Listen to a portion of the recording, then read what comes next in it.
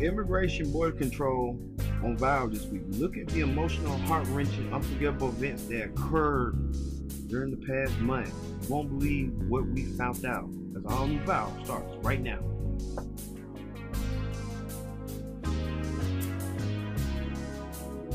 Welcome to a brand new edition of Viral. I'm your host as always, Kendra Dix, as we talk about the immigration border control.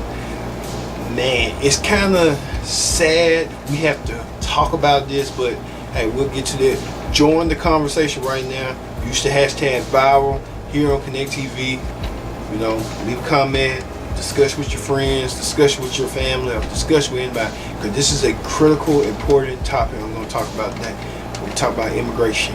We talk about who to blame in this immigration, separating parents, kids and parents from each other. You know, many people look at Mexico and think, okay, the Mexico wall needs to have border, need to have some restrictions, but when it comes to people who being illegal immigrants, being separated from their kids, it's kind of like totally wrong and totally unbiased. It's totally like, whose side are you on, and stuff like that. Well, the people were outraged when these pics right here, these little innocent children separated from their parents who was crossing borders from Mexico to America. Well, the media believes the Trump administration signed to law and didn't know what the effect, what had done, as it already did. Damage was already done, but could the Trump administration reverse this decision? And well, as you can see right there, but hold on. Now, even the Homeland Secretary, Christian, whatever her name, made a controversial statement about the border controls. Take a look. Of separating families at the border. We have a statutory responsibility that we take seriously to protect alien children from human smuggling, trafficking, and other criminal actions while enforcing our immigration laws. We have a long existing policy, multiple administrations have followed, that outline when we may take action to protect children. I take very seriously. Here is the bottom line. DHS is no longer ignoring them. We will separate those who claim to be a parent and child if we cannot determine a familiar or custodial relationship exists. For example, if there's no documentation to confirm the claimed relationship between an adult and a child. We do so if the parent is a national security, public, or safety risk, including when there are criminal charges at issue, and it may not be appropriate to maintain the family in detention together. We take allegations of mistreatment seriously, and I want to stress this point. We investigate, we hold those accountable when and if it should occur. We have some of the highest detention standards in the country. Claiming these children and their parents are treated inhumanely is not true and completely disrespects the hardworking men and women at the Office of Refugee Resettlement. He has been attempting to work with Congress since he's been in office. He's made it very clear. Parents who entered illegally are, by definition, criminals. Illegal entry is a crime as determined by Congress. By entering our country illegally, often in dangerous circumstances, illegal immigrants have put their children at risk. Fourth, CBP and ICE officers are properly trained to care for minors in their custody. DHS and HHS treats all individuals in its custody with dignity and respect and complies with all laws and policy. We have a duty to protect the American people, and it's one that I take very seriously. Man, you gotta wonder, do she got any kids? Do she know the repercussions, the reprimand of the consequences of what that's going to lead to PR, public relations, or, you know, the United States image?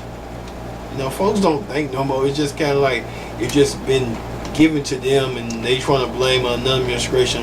This administration did this, and, you know, point the flaws, and, you know, hey, it is what it is. But it's kind of like the Trump administration had a lot of heat. Even the AG, the Attorney General, Alabama's own Jeff Sessions, made this statement. I would say you to the Apostle Paul and his clear and wise command in Romans 13 to obey the laws of the government, because God has ordained the government for his purposes. That Jeff Sessions made his case clear and crystal clear that about the border controls, about Mexico and this and that. But Trump said in his campaign promise that Mexico's gonna pay for the wall, and Mexico hasn't paid for the wall yet, and the United States ain't paying to pay for it either.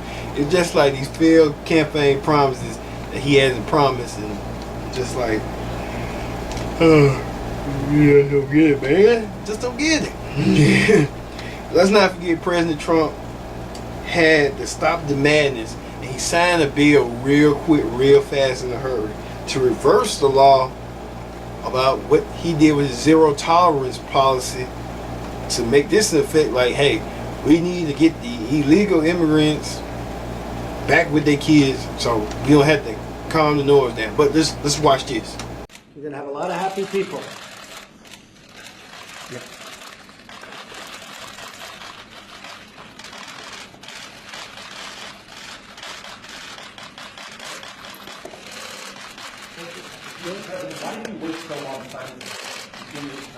It's been going on for 60 years. 60 years, nobody's taken care of it. Nobody's had the political courage to take care of it, but we're going to take care of it. All right, there you have it. President Trump signed into law again that he had to redo again in order to keep the noise down, and so everyone can stop with the mess and stop with the madness.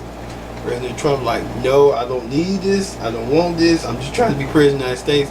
I just want to have bragging rights. You don't do that, man. You don't. It's like, hey, read what you wrote.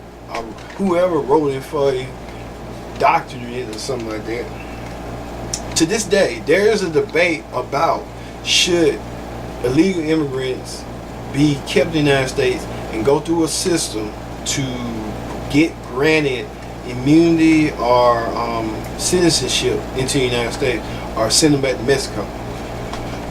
Well, hey, the U.S. should allow, the U.S. is a nation of a land of immigrants that come in this nation and want to better themselves, have a better life, to stay, to live and work in the United States, to say they live in the American dream. Like all you out there, you all are working on towards the American dream. You can reach outside and grab it, and you're doing the American dream. Whether you are buying a car, having a house, or having a family, that is the American dream. That the American dream is embodied in you towards what you want to do. Everybody has an American dream. Everybody watching this, you have an American dream.